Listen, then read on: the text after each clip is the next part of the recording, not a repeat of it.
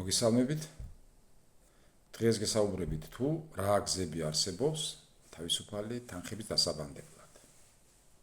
დაბანდება ნიშნავს თანხის საქმეში ჩადებას მოგების მიღების მიზნად.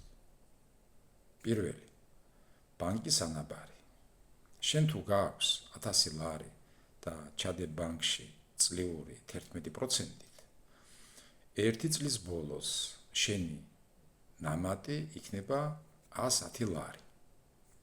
ბევრია თუ ცოტაა, ეს თვითონ შეაფასე.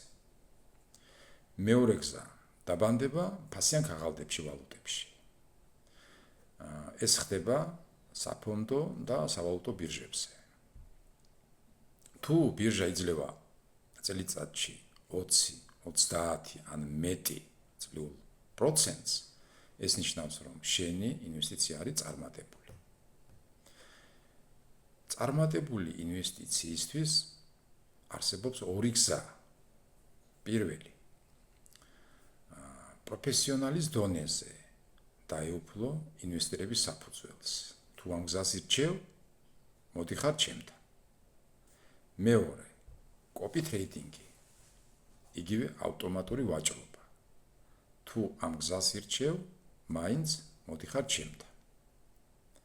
მოდი ადამიანს, რომელსაც აქვს თანხა დასაბანდებლად, დავარქვათ ინვესტორი. შენ ხარ ინვესტორი. შენ შეგიძლია გამოიყენო პროფესიონალი ტრეიდერის გამოცდილება. ისარგებლო ტრეიდერის სტრატეგიით. რასაც გააკეთებს ტრეიდერი საკუთარ ანგარიშზე, იგივე განმეორდება შენს ანგარიშზე. შენ მხოლოდ თვალს ადევნებ თუ როგორ იმატებს შენი ანგარიში. სხვა პროცესებში არ იღებ მონაწილეობას. როცა ჩათვლი საჭიროდ, შეწყვეტ კოპირების პროცესს.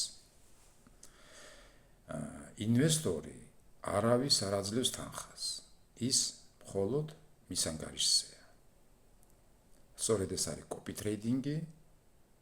მთელი ეს პროცესი ხდება ავტომატურად. შემდეგი ვიდეო იქნება უფრო საინტერესო. თუ შეკითხვა გექნება, მომწერე. წარმატებები.